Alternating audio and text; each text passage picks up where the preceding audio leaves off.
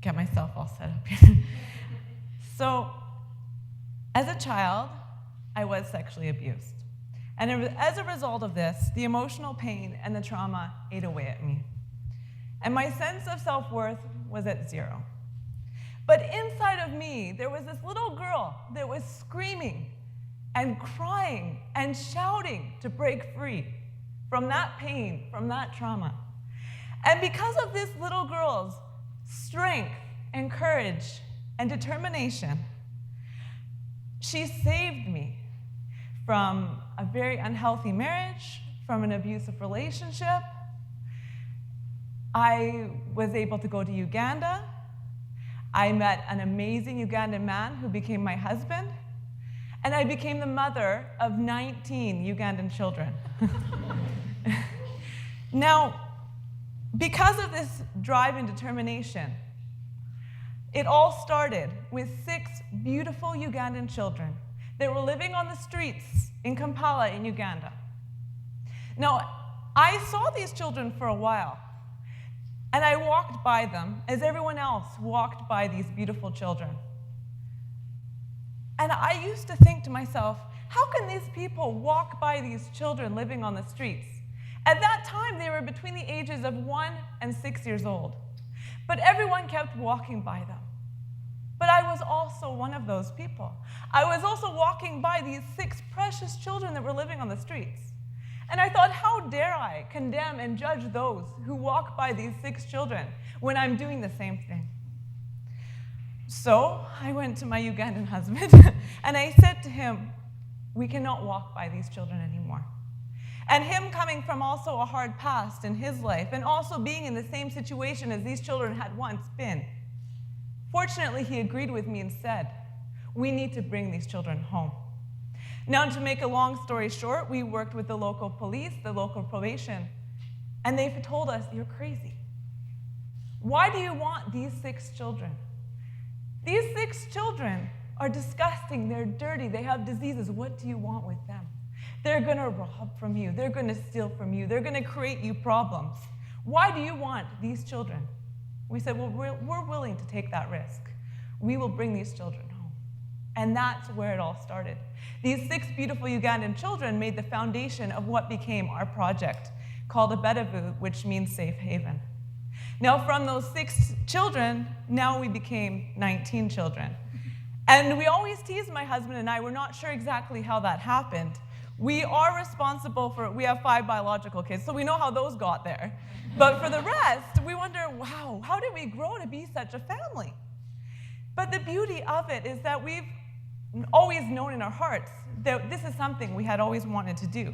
Me born in Port Coquitlam, my husband from Uganda. But fortunately, we were brought together with the same heart and the same belief and the same determination to help children to have a bright future, no matter what their history and past was, unlike also like mine and like his. And we were both given that heart to help these children. We only take in children who have come from very severe situations. Of course, any child living on the street is in a very tragic situation, but of course, where we come from in Uganda now, it's a very all too common thing. So we agreed with the local police that we would take the worst of the worst cases that would benefit from being in a family as opposed to an orphanage. So by the time you're in Uganda and you're working at the worst of the worst cases, you're working with some very difficult situations. Some of our children are HIV/AIDS positive. One of our daughters was brought to us into our care when she was just 13 years old. She's 5 months pregnant and pregnant with her own father's child. We have another girl in our care, Justina, a beautiful girl. She's the youngest of 7 children. And her mother passed away from cancer, and moreover, the youngest of 7 girls. Her father said, what am I going to do with 7 girls? And he abandoned them. He ran away. So they were dropped off at the police station. The rest were old enough of school age able to go in, but Justina, at the tender age of 3, was put into an orphanage. Now, this is an orphanage that just uses children to profit and make money. Justina got malaria. Now, malaria is a disease that if you don't treat it, you die. But in Uganda, you can treat it for $5. But this organization did not want to spend any money to treat her disease of malaria. And because of this, she got more sick and more sick and more sick. And finally, they realized, well, if this child dies in our care, we're going to lose our donors. We can't risk to have this child die in our care. So their solution was to abandon her and drop her off at the hospital. We got a call from the police. They said, we have a child here at the hospital. Her malaria has now become cerebral, meaning it's gone into her brain. And because of her situation, she'd also developed meningitis while at the hospital. The hospital no longer wanted to keep this child because she was keeping a bed and she was going to die anyway in their minds. And they said, well, we don't want her anymore. So the police called and asked us, will you take this child so she can die in your care? So we said, bring her. This amazing girl, she came to us when she was born fine, but because of the sickness, came to us when she was blind, deaf, physically paralyzed, and on a feeding tube. Now, fortunately, 1 year later, we were able to get her operated on, and now she can see, she can hear, she can push herself into a seated position, and she can chew food and feed herself.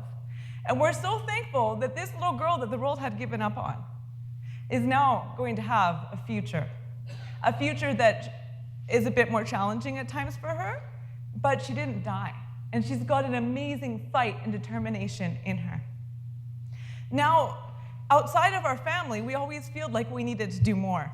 And people say, you have 19 kids. What do you mean you needed to do more? But we knew that there's more we could be supporting in our village because those 19 kids are our family. Those are our children. So we've done sponsorship programs. We sponsor over 300 children. And we run a special needs program for children with special needs because in Uganda it's believed if your child has a special need, it's a curse. So we're trying to create a lot of awareness about that. But with all these exciting things that have been happening in Uganda over the past 10 years in our lives, and with all the joy in me, I realized I was still carrying the pain from the abuse that I had suffered from when I was a child.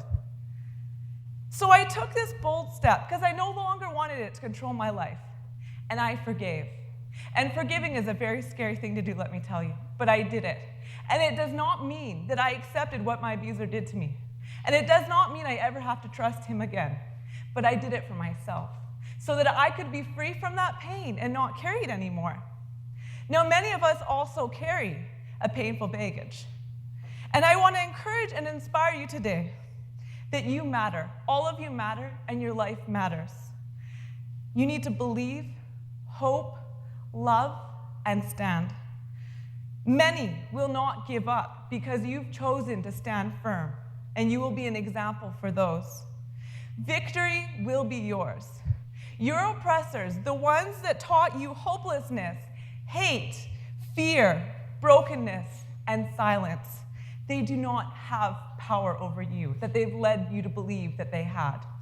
No matter how many tears you have shed, there's a very strong and courageous woman inside of all of you. There is light, promise, and beauty in all of you. My ask of you is that you embrace the pain, conquer it, so that you can be set free. I ask you to fly, beautiful one, because the future is yours for the taking. Thank you.